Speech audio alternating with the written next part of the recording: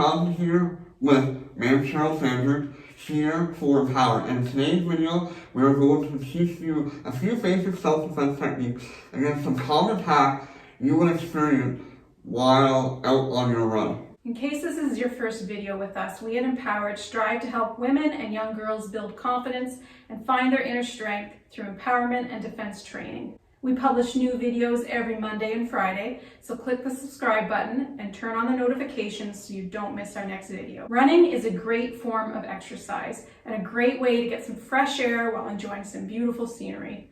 However, some attackers may use this to their advantage, especially if running alone. In the event that you are confronted with an attacker, you will need to know how to defend yourself. Ma'am Cheryl and I will teach you a few basic techniques you can use to fight off your assailant. So let's start with the hairdryer, which is very common without running.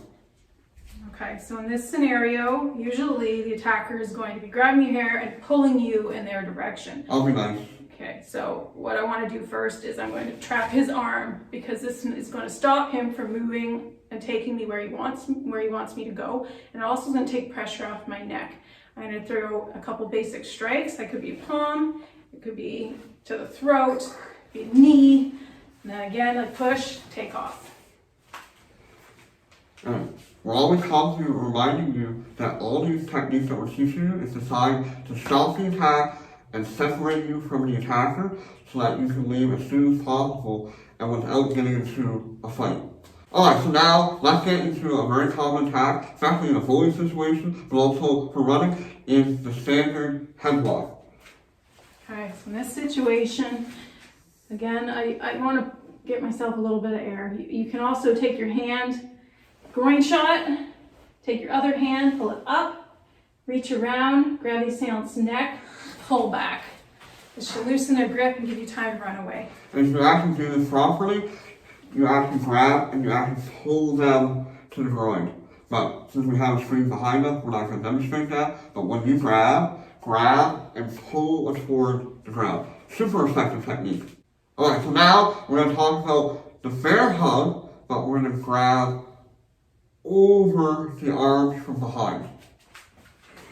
Okay, so in this situation, I'm going to quickly ground myself, which is I'm lowering myself to the ground a little bit. I'm going to take my hips and bump, and then quick strike, take off. Yeah, the important thing is to ground yourself so they can't pick you up and to leave as quick as possible. Now, let's go into the second scenario for the bear hug from behind, but underneath the arms, which is actually really not that smart for the attackers.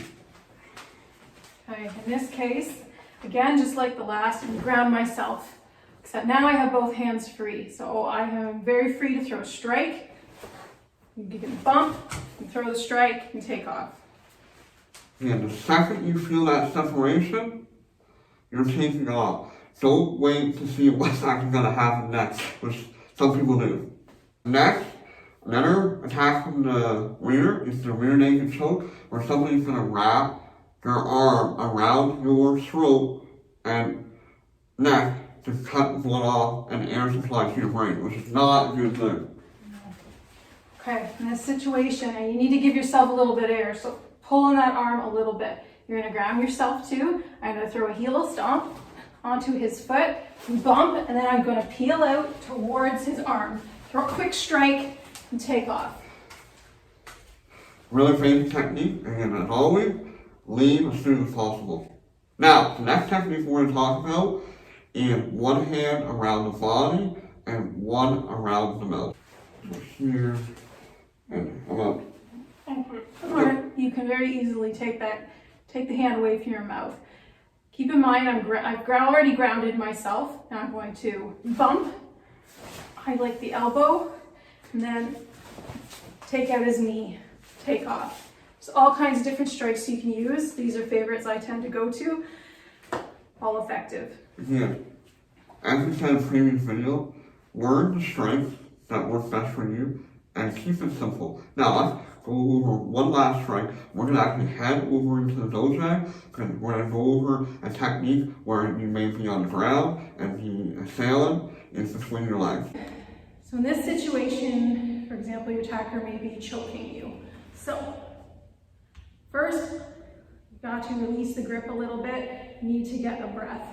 Next, take your feet, put them onto the assailant's hips, and start to push back. Now you have room to throw a couple kicks to the face. Get up to your feet, base position, hand up, throw another strike if needed, and take off. There are many different techniques out there for you to learn, but this is a good start. As an advocate for women's empowerment and a mother of 3 girls, I do recommend that you participate in a self-defense or fitness kickboxing class where you'll have the opportunity to actually hit a heavy bag and feel your power. You'll build strength and confidence. That's where I started my Taekwondo and martial arts journey. For more self-defense tips and moves like today's video, check out the video to your right, and don't forget to leave a comment below and let us know what you want to see us cover in future videos. And ladies, I want to remind you that you have the right to defend yourself and you are worth defending.